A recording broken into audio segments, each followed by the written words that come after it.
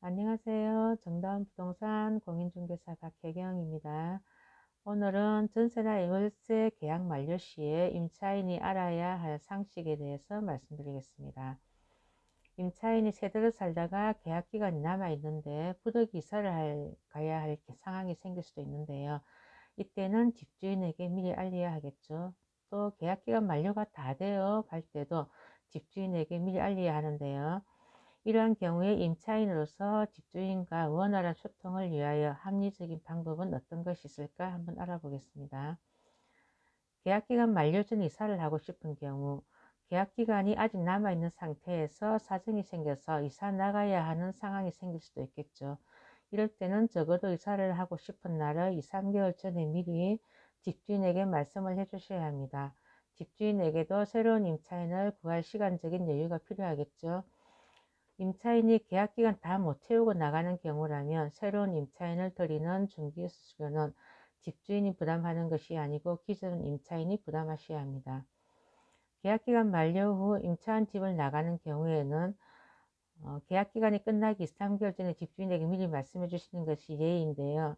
기존 임차인이 계약기간을 모두 채우고 나간 후 새로운 임차인을 들이는 중개수수료는 집주인이 부담합니다. 만약에 기존 임차인이 계약 갱신 청구를 원하시는 경우에는 집주인에게 계약 만료 6개월에서 2개월 전에 통지를 하셔야 합니다. 기존 살던 집의 전입신고와 확정일자 처리 문제에 대해서 말씀드리겠습니다. 새로 이사하는 집의 관할 행정복지센터에 가서 전입신고하고 확정일자를 받으면 되는데요. 이전에 해놓은 전입신고와 확정일자는 자동으로 사라지게 됩니다. 이전 것은 신경 쓰지 않으셔도 되고 새로 이사하는 집의 전입신고와 확정일자만 신경 쓰시면 될 것입니다. 이사 나갈 때 보증금은 언제 받을까요? 이사 나가는 집에 새로운 임차인이 들어오기로 계약된 상태이면 그 임차인이 보증금을 받으면 됩니다.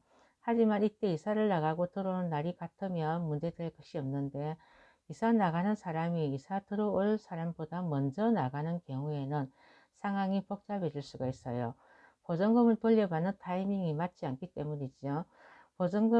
이 경우에는 이사 들어올 사람에게 미리 부탁해서 이사 나가는 날로 보증금을 앞당겨 받는 것이 가장 좋고요.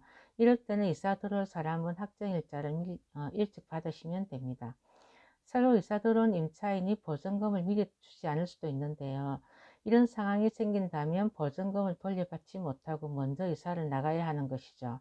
이때는 반드시 주민등록을 그대로 둔 채 시설이나 직기를 일부 남겨두고 이사를 해야 합니다.